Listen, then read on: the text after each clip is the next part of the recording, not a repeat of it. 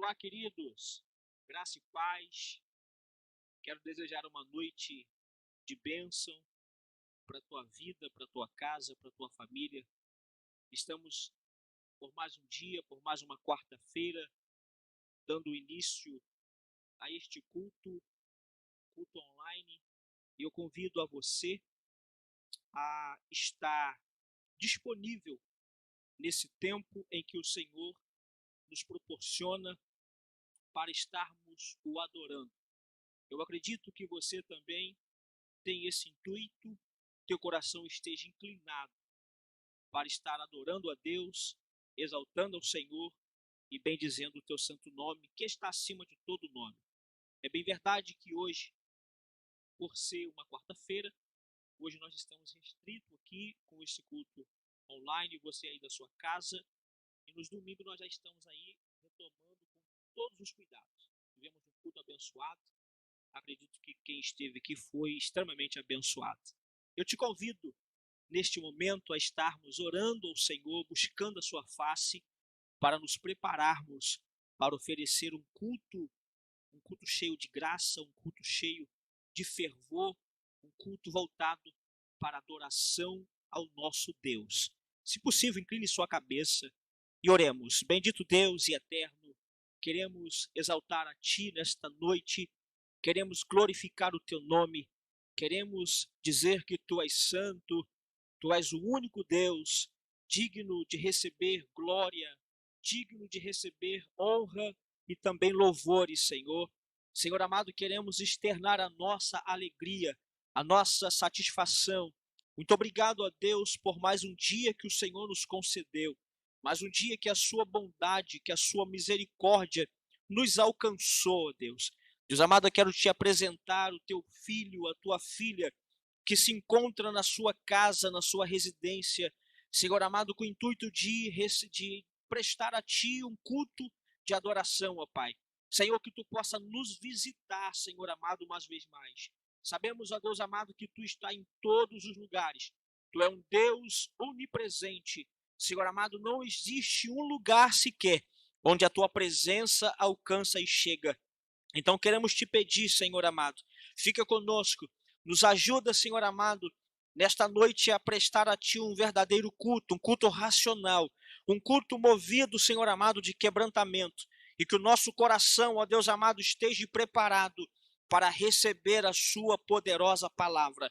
Senhor amado, que Tu possa nesta noite ir de encontro a todos quantos precisam de uma visitação Tua, aqueles que se encontram enfraquecidos, aqueles que se encontram, ó Deus amado, até mesmo estacionados espiritualmente, que Tu possa dar razão e motivo para esta pessoa se levantar, erguer e estar de pé diante da Tua presença.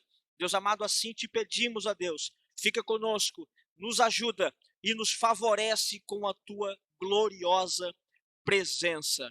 Amém, queridos?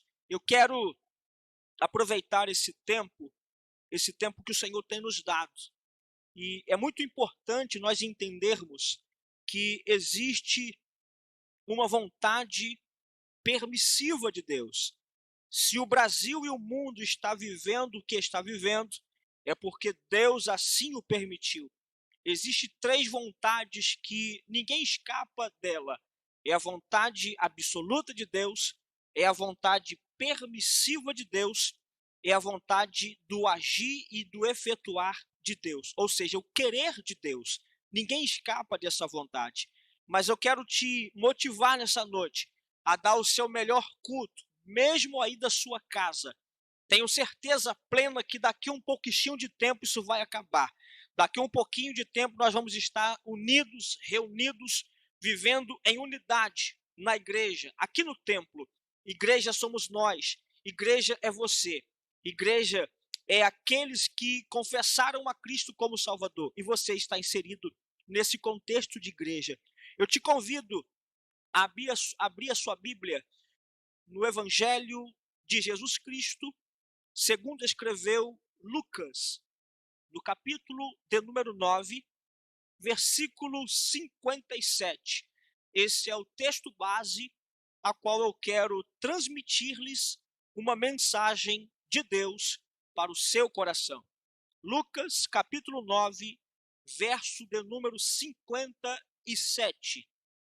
Está escrito assim: e aconteceu que, indo eles pelo caminho, lhe disse um: Senhor, seguir-te-ei para onde quer que fores.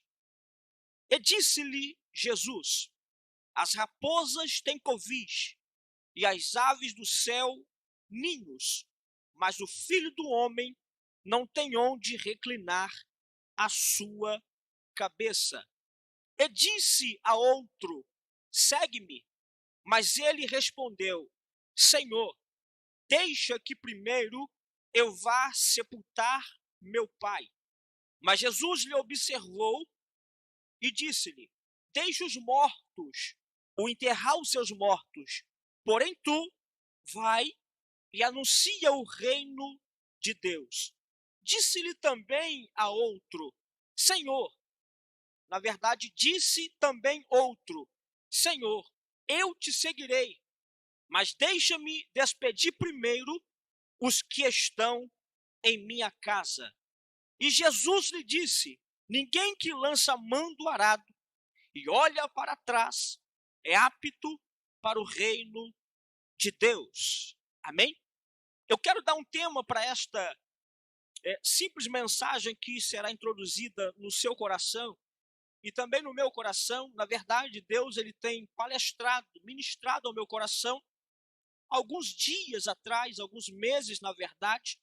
Eu cheguei até a conversar, ou falar com o nosso pai espiritual, o pastor Gilson Ney, que eu estava para falar acerca de barreiras para o discipulado. E é justamente sobre isso que eu quero vos propor um pensamento segundo o próprio texto que acabamos de fazer menção.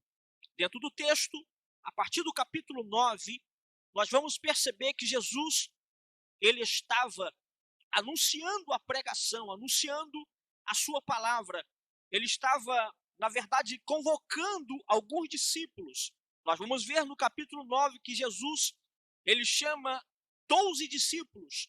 E esses 12 discípulos recebem uma incumbência, não de imediato, até porque o processo do discipulado, o crivo do discipulado, até chegar ao momento do envio, precisa-se gastar um tempo. É bem verdade que quando falamos de chamada, a Bíblia vai nos mostrar, no mínimo, 3 chamadas. A primeira chamada é para a salvação eterna. Mateus capítulo 11, versículo de número 28. A Bíblia vai dizer que o Senhor faz um convite. E ele disse: vinde a mim, todos que estáis cansados e sobrecarregados e oprimidos, e eu vos aliviarei. Tomai sobre vós o meu jugo e aprendei de mim, que sou manso e humilde de coração, e encontrarei repouso ou descanso para a vossa alma. Esta primeira chamada é a chamada universal, é a chamada para a salvação. Mas existe uma segunda chamada, é a chamada para o santo ministério. Uns Deus deu para pastores, outros para evangelistas, outros para diáconos, enfim, o ministério ali era formado. Essa segunda chamada é a chamada para a vocação ministerial. É a chamada que o Senhor faz, segundo Paulo escrevendo a carta de Efésios, capítulo 5 e 6, nós vamos perceber que Paulo ele estava fazendo categoricamente um ofício ministerial. Uns Deus separa para pastores, para doutores, para ensinadores e para mestres. Nós vamos perceber isso. E a terceira chamada está relatado no livro das Revelações em Apocalipse, que é a chamada para condenação eterna. Quando Deus vier, quando Cristo Jesus vier e julgar a terra, julgar o mundo, todos hão de comparecer diante do grande tribunal. A Bíblia diz que vai se abrir um livro, e neste livro está relatada todas as minhas obras. Ali nós seremos absolvidos ou condenados. Essa terceira chamada é para a chamada da condenação eterna. Quem não tiver de bem com Deus, no tempo hoje, no tempo agora, no tempo já, aparecerá no dia do seu juízo, estes dias, do dia de hoje. Agora, se nós estivermos de bem com Deus, Ele vai nos separar para a sua direita e vai dizer: tomai essas portas, entrai para dentro da Nova Jerusalém. Ali teremos gozo e paz eterna na nossa alma. Esta é a chamada para a salvação eterna, baseada em Mateus capítulo 11, verso 28. Agora nós vamos perceber que o capítulo 9, Lucas escrevendo, é um tanto diferenciado também. Por quê? Porque aqui Jesus está fazendo um convite àqueles a qual ele tem o prazer de chamar. Deus não faz acepção de pessoas. Jesus nunca fez acepção de pessoas. Porém, aqui, o convite que ele faz é diferenciado. É para ser o seu discípulo. É para ser aqueles que estavam recebendo, na verdade, uma incumbência de dar continuidade quando o próprio Cristo fosse levado para os céus, ou ele mesmo ia subir para os céus. Então nós vamos perceber que a partir do versículo 57, nós temos algumas barreiras para o discipulado do próprio Jesus. Não é diferente como conosco que vivemos no século 21. Todos os dias oferecemos, na verdade, pregamos a Jesus, anunciamos a Jesus, falamos do amor de Jesus, falamos do sacrifício de Jesus na cruz, que promove salvação para a nossa alma. Ainda assim, existem pessoas que não querem, que abrem mão desta grande salvação. Aqui Jesus, ele começa indo pelo caminho. Diz o texto que eles estavam a caminho. Lhe disse um: Senhor, seguir-te-ei para onde quer que fores. Perceba, irmãos, que aqui alguém, ou na verdade uma pessoa, um homem, se oferece para seguir a Cristo. Jesus, ele nunca quis aceitar discípulos sob falsos pretextos. Não. Jesus, ele nunca quis aceitar alguém que coloca sempre uma desculpa na frente. Também não. Por quê? Porque o preço do discipulado envolve renúncia, envolve entrega, envolve comprometimento. Quando falamos de discipulado, falamos de fortalecer o seio da igreja. Por quê, irmãdão? Porque ser discípulo é fortalecer a unidade da igreja. Para que serve os discípulos? Nada mais e nada menos que é para fortalecer a unidade da igreja. Você quer ver uma coisa? Quando o pastor Gilson Ney começou o seu ministério, lá em Cabuçu, a rua chamada Avenida Abílio Augusto Távora, ali próximo ao Colégio Sargento Antônio Ernesto, ele começou com a sua esposa, a pastora Valéria, começou com seu filho Júnior e começou com a sua filha Natália. Só que o tempo foi passando, novos discípulos começaram a emigrar, a chegar para o lado e ladear uma causa em prol do evangelho. Ali começa a trajetória do homem de Deus chamado Gilson Ney. Eu não estou falando do Gilson Ney como homem simplesmente que começou o seu ministério. Não, eu estou falando de alguém que estava disposto a fortalecer a unidade da igreja. É essa a verdade que eu preciso que você entenda. Você, como discípulo de Cristo, você que serve nesta igreja, você é ou uma pessoa que Deus conta para fortalecer a unidade da igreja. Se eu fosse você, eu dava um glória aí da sua casa, porque eu já sinto a presença de Deus aqui. Oferecendo. E para ser discípulo, eu não posso me oferecer. Eu preciso ser convidado por Ele. Eu preciso ser chamado por Ele. Por Ele quem, irmão Adão? Por Cristo Jesus. O versículo 57 que lemos diz o texto: e aconteceu o quê? Indo eles pelo caminho. Jesus estava de caminhada, diácono Vital. Jesus estava indo em direção a uma cidade. Jesus estava montando o seu ministério. Aí alguém chega para ele e se oferece. Olha o que Jesus vai dizer. As raposas têm covis e as aves do céu têm ninhos, mas o Filho do Homem não tem onde reclinar a sua cabeça. Este homem aqui, ou este jovem, a Bíblia não diz, a Bíblia ela usa um artigo indefinido, é um artigo indefinido, não dá para mim colocar ou catagolar a idade desse cidadão. A Bíblia só fala que é uma pessoa que se ofereceu a seguir a Cristo. Irmão Adão, onde está o problema de alguém se oferecer para seguir a Cristo? Simples, estamos falando de discipulado. E não é todos que aceitam o crivo do discipulado.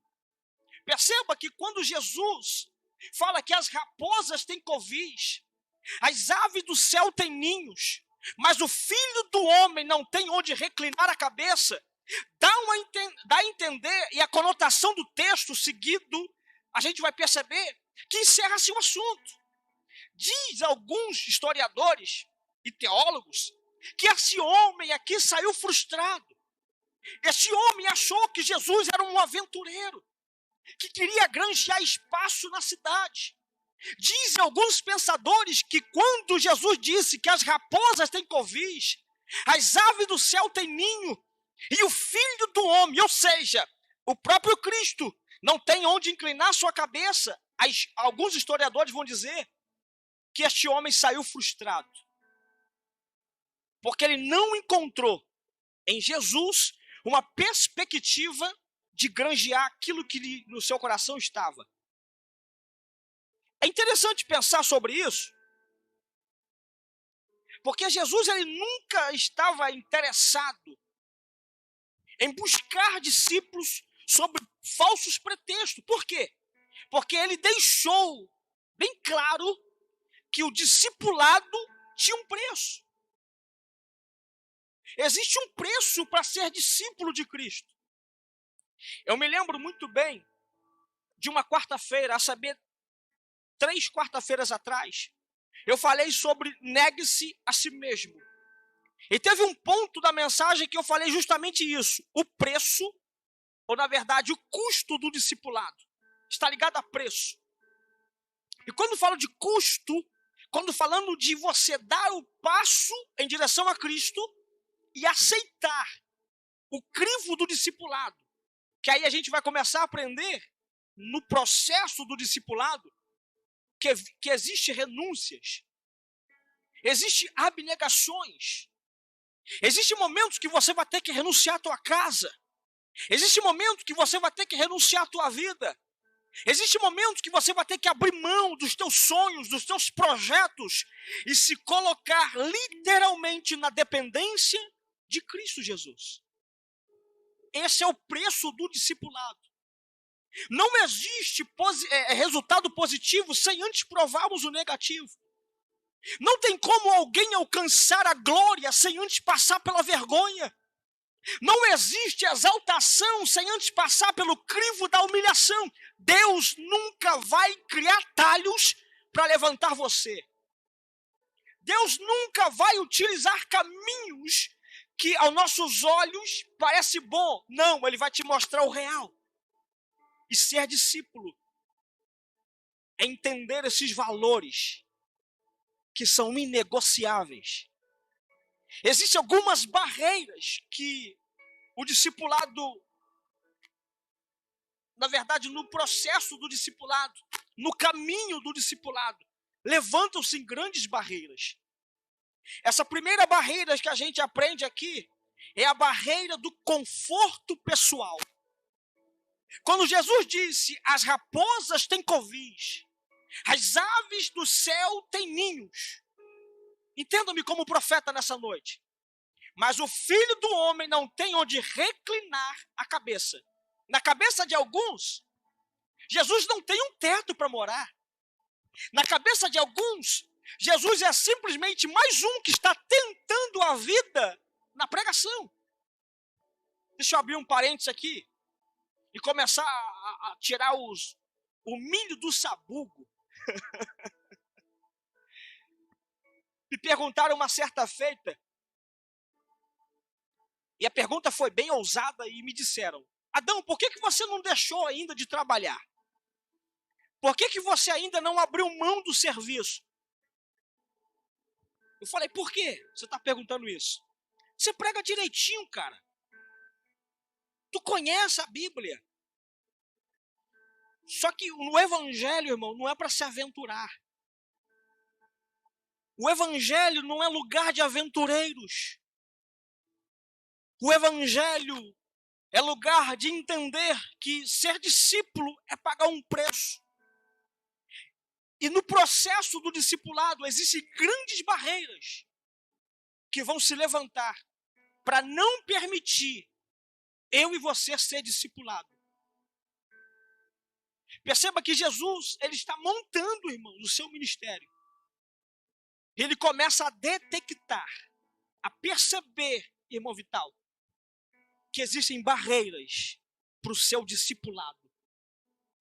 Se você sentar do lado do teu mentor, do nosso mentor, ele vai detectar na minha vida e na sua vida algumas barreiras que se levantaram, que está impedindo o discipulado dele na nossa vida.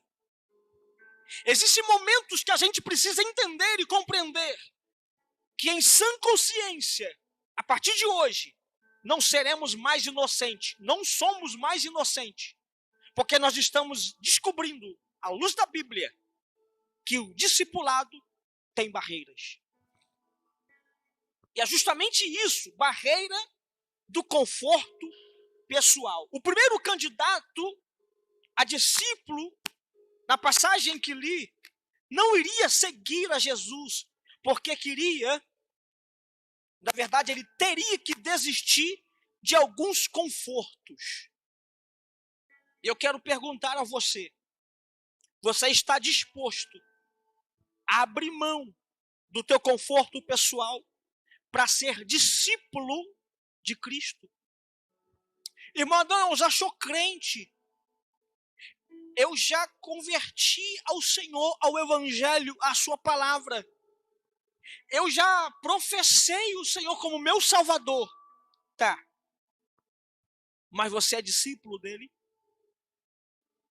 Porque confessar não é tão difícil. Confessar não é tão complicado. Difícil é ser discípulo de Jesus. Se estão pregando o evangelho de facilidade para você, eu vou em contramão esta facilidade. Ser crente não é fácil, mas é prazeroso. Por quê? Porque vai me conduzir às mansões celestiais. Eu terei descanso eterno quando os meus olhos fechar nessa terra. Isso é entender o plano para a nossa vida. E o plano de Deus para a nossa vida, ele não está restritamente, intrinsecamente, formuladamente nessa terra. Aqui, irmãos, nós estamos de passagem. Temos um propósito, temos um alvo a seguir, a Cristo. Propósito, dar continuidade à sua pregação. A ganhar, a arrancar, sacar da mão do diabo as vidas que ainda estão lá no inferno. Na verdade, no inferno não tem ninguém, né, irmãos? Que estão no lamaçal do pecado, que estão precisando ser conquistada, arrancada, ganhada através da pregação do evangelho. Então, ser discípulo, na verdade, é fortalecer a unidade da igreja. Eu te convido a abrir mão, a sair da zona do teu conforto e ser útil para alguém. Ser útil não só para a tua família, ser útil não só para a tua esposa, para o teu esposo. Não. Deus quer muito mais de você e você sabe que você pode dar para Ele. Só que a gente precisa entender que existem algumas barreiras que estão se levantando. E a gente conhece essas barreiras. Talvez a barreira do seu discipulado seja um pecado que você esteja vivendo. Seja um pecado que você não conseguiu abrir mão dele. Seja uma pornografia que você ainda não conseguiu vencer. Seja algo que você colocou como barreira e ali você é limitado. O que é barreira? É algo que limita o seu avanço. Talvez você parou de progredir. Talvez o seu ministério estacionou. Talvez o diabo colocou a mão e essa mão é invisível, mas você parou ali. Eu tenho uma palavra de Deus para o teu coração. Deus, Ele quer fazer com que você transpasse a barreira que se instalou diante de você. Se ela não cair, passe por cima, porque a unção do Senhor desce sobre você nessa noite para fazer você avançar, progredir, continuar e ser discípulo de Jesus. Ser discípulo é entender que eu preciso a cada dia vencer a barreira do conforto pessoal. Se eu fosse olhar para a minha vida física agora, talvez eu não estaria aqui. Estou cansado, estou fatigado, trabalhando todo dia. Glória a Deus por isso. Estou numa empreitada, glória a Deus por isso. Mas eu não me nego de estar aqui nesse altar. Porque o altar tem cura, o altar tem palavra, no altar tem vigor, no altar tem unção. É daqui para ir e de lá para cá. Só que existe uma barreira que está se levantando a cada dia, fazendo com que você tome uma decisão de romper ela ou não. A decisão sempre será tua. Deus não obriga ninguém a segui-lo. Ele faz um convite: vinde a mim. Esse vinde a mim é tão profundo que é universal. Não está restrito à nação brasileira. Não está restrito a somente a mim. Está colocado a todos quantos entendem uma necessidade de seguir a Cristo e alcançar salvação para sua alma. Esse primeiro passo, esse primeiro candidato ao discipulado, nessa passagem ele não iria seguir. Por quê? Porque ele teria que desistir de alguns confortos. Ele teria que abrir mão dos seus confortos. O evangelho é simples, mas não é fácil. O homem que dificulta o evangelho de Cristo, segundo a Bíblia, é simples. Somos nós que complicamos. O evangelho é muito simples, porém não é fácil. Entenda isso. Quando falo de simplicidade do evangelho, é ser fiel ao que a palavra diz. Um grande pensador disse que existem alguns pregadores que não estão tendo sucesso na sua mensagem, porque lê o texto, sai do texto e nunca mais volta para o texto. Aí não tem sucesso na mensagem. Agora, quando você lê o texto, fica no texto e termina no texto, você não precisa fazer força, porque a própria palavra se garante e ela vai cumprir o propósito para o qual foi mandada. Eu tenho certeza que essa palavra está achando encontro hoje. E sabe qual é o encontro? É o meu e o seu coração. Os nossos corações. Talvez nós, colocamos barreira. E o discipulado, ele acaba sendo atrasado. Cristo não chega tarde e muito menos atrasado. Somos nós que complicamos isso. Existem pessoas que falam, né? Poxa, fulano já era para ser pastor. Ciclano já era para ter uma igreja. Tá, mas será que ele se condicionou ao discipulado? Será que ele estava disponível a abrir mão dos seus confortos? Eu não estou fazendo apologia aqui que você tem que viver uma vida miserável, não. É você ter discernimento, de fato, daquilo que é importante para a tua vida. Ter conforto é legal, é importante também. Eu não estou falando que você deve deixar a sua casa de perna para o ar e ficar na igreja. Não é isso. É você ter o pleno conhecimento de que estar no centro da vontade de Deus, buscar o seu reino, a sua justiça, é prioridade para a minha vida e para a sua vida. É isso que a gente precisa entender. Existem muitas pessoas dispostas a marchar no exército, enquanto eles só marcham em desfiles. Muitos poucos estão dispostos a marchar para a batalha. Evangelho é batalha, é guerra. Estamos vivendo um tempo de guerra. Não é tempo de paz, irmãos, é tempo de guerra. Existem pessoas que estão se desviando, abrindo mão dos céus, porque coronavírus chegou. Eu não quero falar de pandemia, mas é uma realidade real e verdadeira que estamos vivendo. E detalhe, pessoas se perderam. Aí uma pergunta que não me faz calar, que fica sempre na minha cabeça: onde estão as minhas raízes? Onde as minhas raízes estão plantadas? Se de fato uma guerra mundial surgir, uma perseguição se instalar no cristianismo, onde você vai parar? Será que a nossa fé vai ser abalada? Será que eu vou abrir mão do evangelho, da causa de Cristo? Porque esta é a verdade. E existem pessoas que pararam. Existem pessoas que abriram mão, se distanciaram, porque não entenderam que ser discípulo envolve um custo.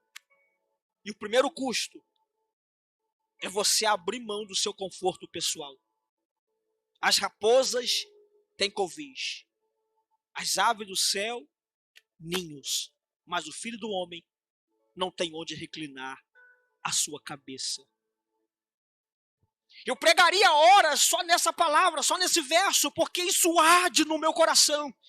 Parece que eu vejo Jesus fazendo uma contraproposta para aquele jovem ou homem que ali estava. Ali chegou no seu caminho. Jesus tinha um destino, Jesus tinha um alvo, Jesus tinha uma meta. E no meio do caminho, isso me dói, ele encontra com alguém que se prontifica em segui-lo, mas quando ele mostra a realidade do evangelho e da vida, este alguém fica perdido. E no caminho que Jesus estava, ele não pôde voltar atrás. Este homem, ou este jovem, não sei, se prontificou em primazia em seguir o mestre para onde quer que ele fosse. Mas quando a realidade existencial do evangelho, da renúncia pessoal, abrir mão do conforto, cai sobre suas decisões, ele não decide. Na verdade, não seguir também é uma decisão. Decidir não seguir é ponto final. E o cenário vai tomando proporção, porque Jesus ele vai lidar com 3 situações. Ele usa 3 indivíduos. 1 se oferece. 2 é convidado. E é muito bom quando você é convidado por ele. E eu quero liberar essa palavra para você que está nos ouvindo, nos vendo. Deus te convida a ser discípulo dele. Sabe o que é ser discípulo? É quando o seu mestre vai na tua frente, colocando os pés, e você coloca os pés na mesma pegada dele. Ser discípulo é falar a mesma língua. Já me disseram, você está pregando igual o Gilsonei, eu sou discípulo dele. Aleluia! Eu só não falo a mesma língua estranha que ele, mas eu vou andar na mesma pegada dele. Entende? Aí, falei igual ele. A gente precisa entender isso. Talvez ele esteja aí me assistindo. Estou ficando famoso. Estou na sala da tua casa. Estou passando na tua televisão. Deus quer fazer isso com você. Eu profetizo que este altar, aleluia, receberá os pés de uma nova geração de pregadores. Você é o próximo que Deus te chama. É com você que Deus está falando, que pregava e deixou de pregar, que cantava e deixou de cantar, que louvava e deixou de louvar, que servia e deixou de servir. É com você. É com a gente. Por quê? Ser discípulo, eu vou repetir, é fortalecer a unidade da igreja, que é eu e você. Quanto mais discípulos tiver, mais fortalecidos seremos. Porque vamos falar a mesma língua. Amém? Para a gente começar a encerrar. O evangelho pode muito bem fazê-lo confortável em algumas áreas.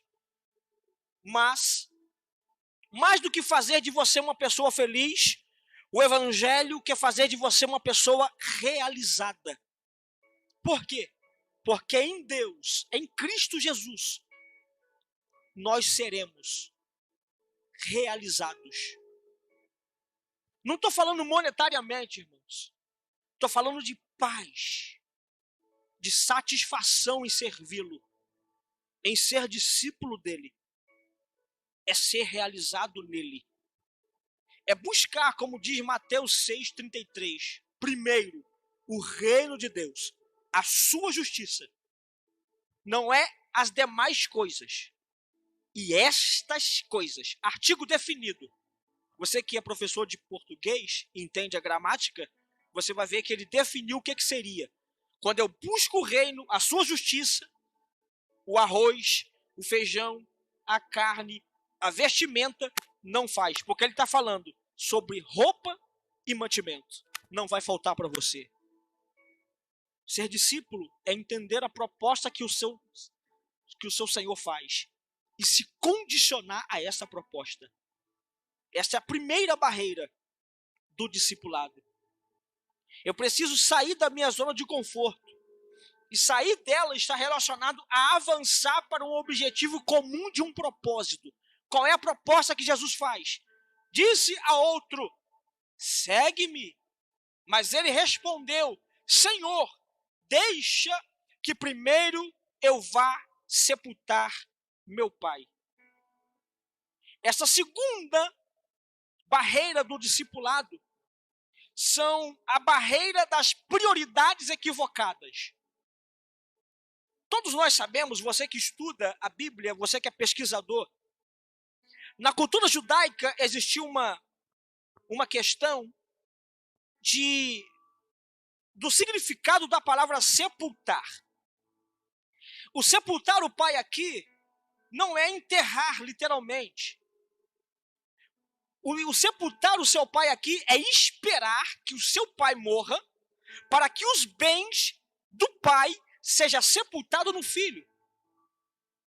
Então a prioridade desse segundo aqui, que é convidado por Jesus, é equivocada.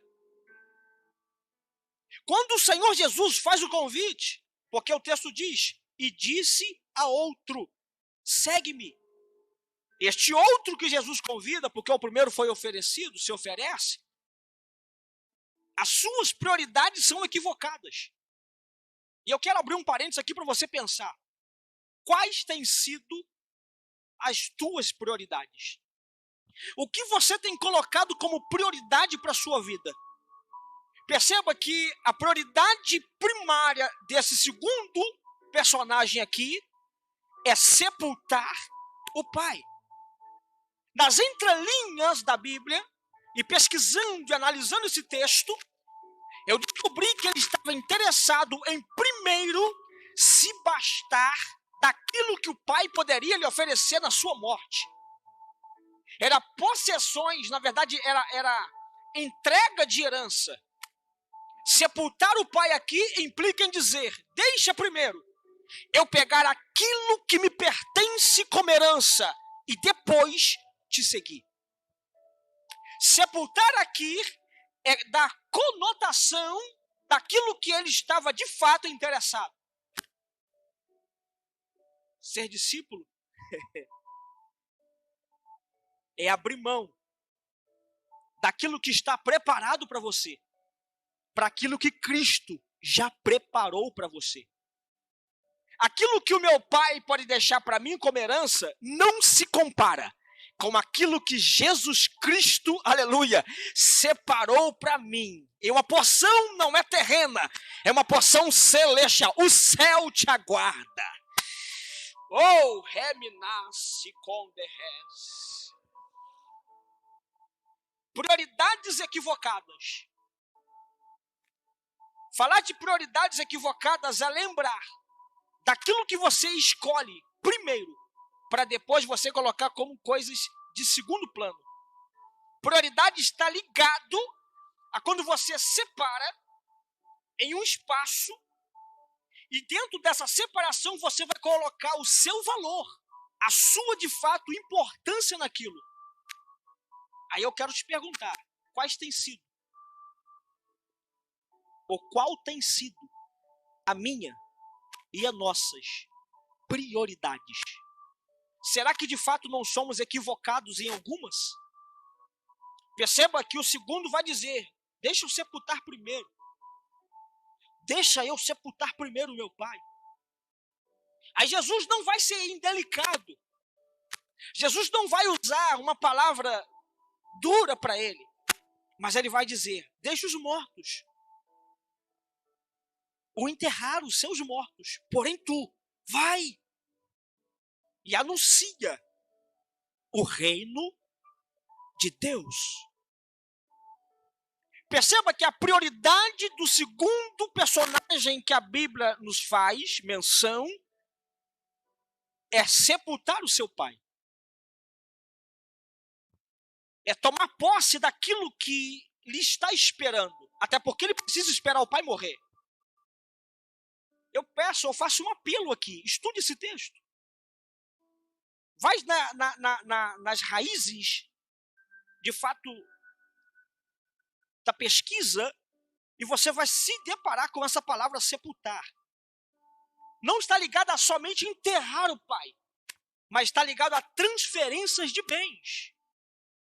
Quer ver o exemplo? Jacó, no capítulo 49 do livro do Gênesis, ele chama os 12 filhos, Rubem, Simeão, Levi, Azé, Zebulon, Dan, Naftali, chama todos os 12. E de quebra, Efraim e Manassés, filhos de José. Ele vai colocar a mão na cabeça dos 12 e vai liberar a sua bênção. Ele está sepultando nos filhos a sua herança, com vida. No capítulo 50, se cumpre. Jacó morre e os filhos sepultam o seu pai. É disso que eu estou falando.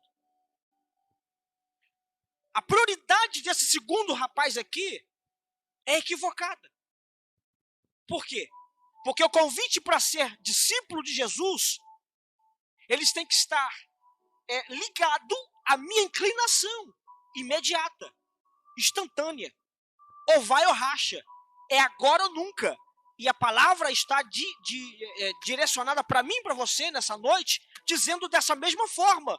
Vai, prega, anuncia, seja discípulo. E o restante, fica tranquilo, descansa. Deus cuida das demais coisas para a tua vida. Ele vai cuidar de você.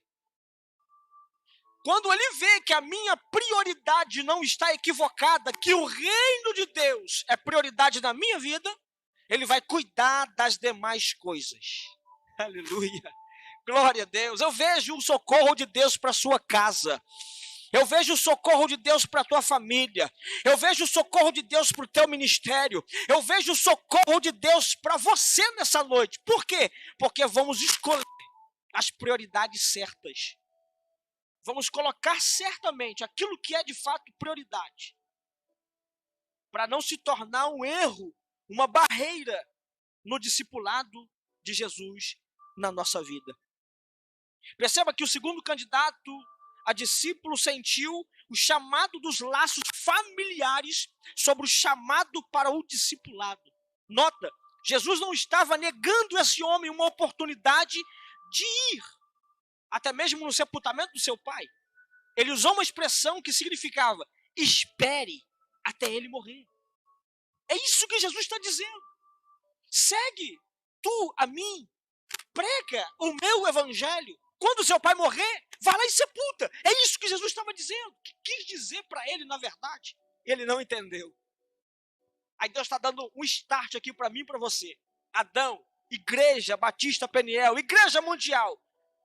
Qual ou quais têm sido as suas prioridades?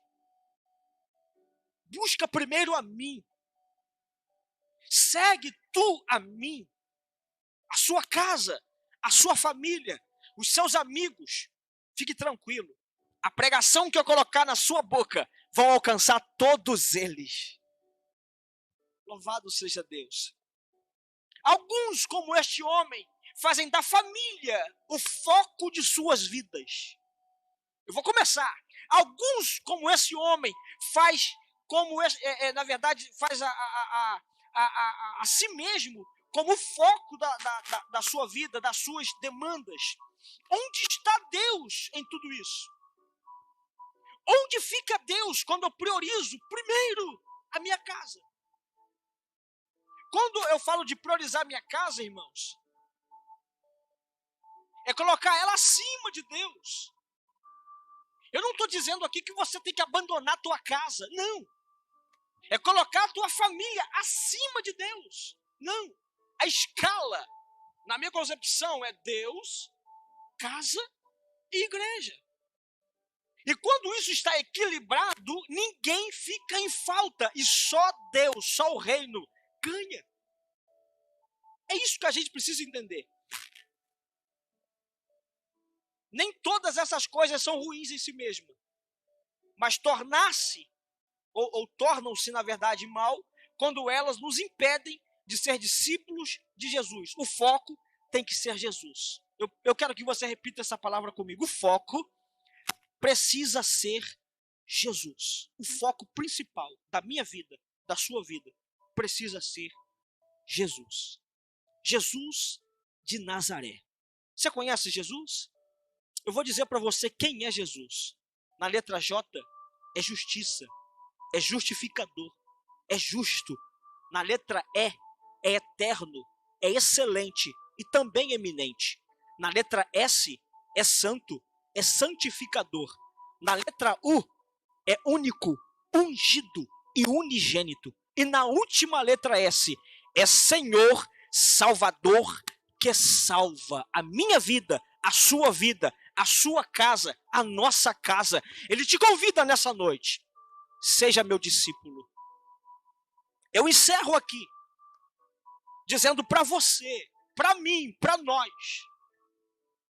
que nós precisamos romper as barreiras do discipulado e nos colocar de tal maneira aos pés de Jesus, a ponto dele falar: siga-me, e você estiver de prontidão em dar os passos que ele te dá, em seguir os passos que ele te manda, em obedecer sem remediar, em obedecer de forma incondicional as ordens que ele te dá.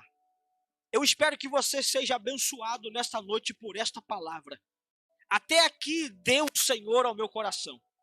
Em outra oportunidade vamos falar mais um pouquinho, porque existem outras barreiras para o discipulado. E talvez você esteja inserido nesse contexto. De tudo quanto a gente falou aqui, avalie sua vida. Avalie a sua vida. Avalie as suas prioridades. Tudo aquilo que você tem te colocado na zona de conforto. Deus nos chama nessa noite para rever o nosso conceito e entender de fato a proposta que ele faz para mim e para você.